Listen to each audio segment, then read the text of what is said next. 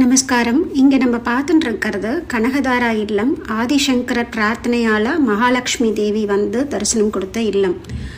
ஜெகத்குரு ஆதிசங்கரர் இளம் பிராயத்தில் சந்நியாசம் மேற்கொள்வதற்கு முன்பு தினமும் சில வீடுகளில் பிக்ஷைக்கு செல்வது வழக்கம். அப்படி செல்கையில் ஒரு நாள் ஆதிசங்கரர் ஒரு வீட்டுக்கு சென்று பிக்ஷை கேட்டார். அந்த வீட்டு தலைவர் வெளியில் சென்றிருந்தார். வீட்டில் அவருடைய மனைவி மட்டும் இருந்தால். வாசலில் வந்து பிக்ஷை கேட்ட பாலசங்கரனை பார்த்தபோது சாட்சாத் சிவபெருமானே பாலகன் வடிவில் வந்து பிக்ஷை கேட்டது போல் அந்த பெண்மணிக்கு தோன்றியது. வீடு தேடி வந்த பிள்ளைக்கு பிக்ஷையிட எதுவும் இல்லையே என்ற தவிப்புடன் வீடு முழுவதும் தேடி பார்த்தாள். ஒரு உலர்ந்த நெல்லிக்கனி மட்டுமே இருந்தது. அன்பின் மிகுதியால் அந்த நெல்லிக்கனியை எடுத்து வந்து பாலக சங்கரனின் தட்டில் போட்டாள். தன்னுடைய நிலையை நினைத்து கவலை கொண்டாள். அந்த பெண்ணின் அன்பில் மகிழ்ந்த சங்கரர் அவள் வறுமை தீர வேண்டி மகாலட்சுமியை பிரார்த்தித்து கனகதாரா ஸ்தோத்திரம் பாடினார்.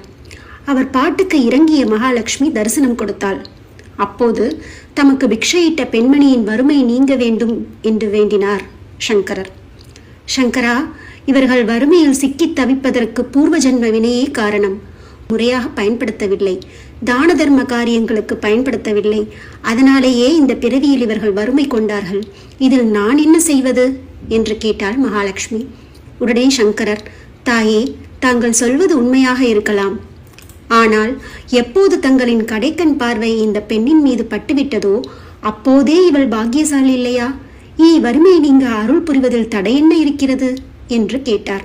சங்கரரின் சமத்தான பேச்சில் மகிழ்ந்த மகாலட்சுமி அந்த வீட்டில் தங்க நெல்லிக்கனிகளையே மழையென பொழிந்தாள் என்று இந்த ஸ்லோகம் உருவான விதம் பற்றி ஞான நூல்கள் கூறுகின்றன.